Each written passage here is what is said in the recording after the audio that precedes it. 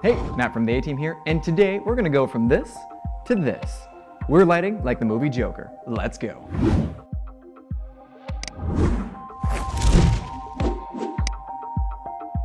As one of the nominees for Best Cinematography, we all know Joker has some amazing visuals. But what about the lighting makes this film special? And how can we recreate the lighting for a similar look with both high-end lights and cheap lights? Joker has some really unique color palettes with oranges and greens and blues, and several key scenes in the movie happen in the main character's apartment. And we wanted to see if we could imitate some of that with the lighting on this set. Let's check it out.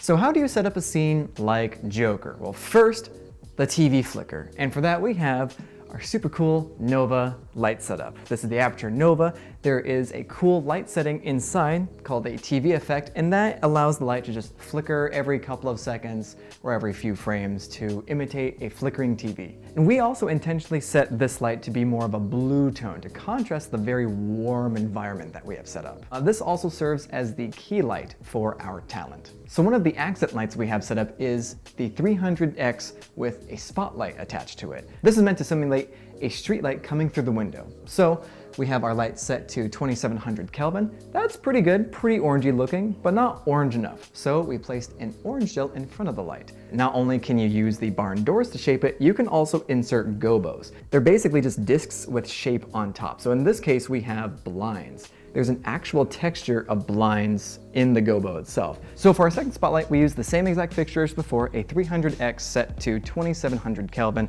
with the same exact gel in front of the spotlight. The only difference is we actually didn't have a gobo for this guy. So what we did was we utilized the barn doors and the actual window to help shape the light. And to give it some nice extra dimension, we just used the blinds coming from the window. Last but not least, we have an actual practical. We noticed the Joker uses a lot of practicals in their scenes. Specifically in this one, a lamp. The lamp fixture itself was actually here in the studio, but we brought in our own bulb, which is a tungsten 150-watt bulb. And we made sure to connect it just in case to our own dimmer. Usually with a standard bulb, you only get the one exposure. But with these dimmers, you can control that light to the exact exposure you're looking for. So let's see how that all looks put together.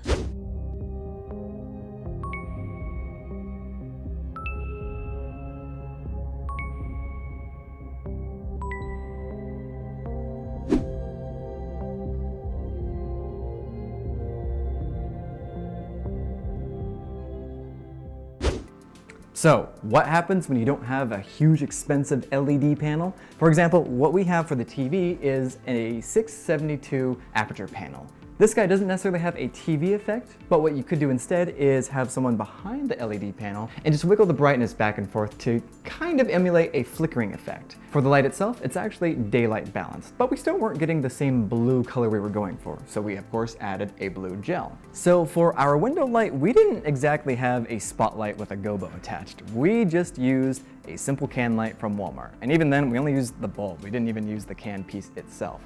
And the reason being is because we wanted to maximize a single source light.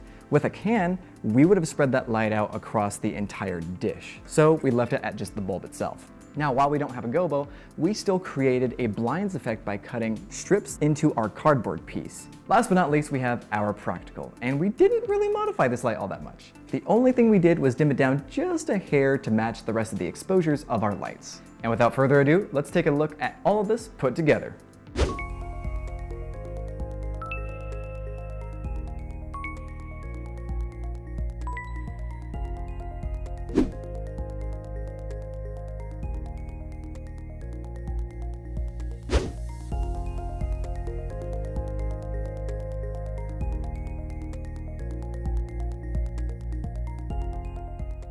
Here are a few takeaways for shooting a scene like the Joker. Number 1, use a spotlight to imitate light coming through the window. This can help make your space look like it's part of a bigger environment. Number 2, you can recreate lighting coming from a TV by adding some color contrast to your scene.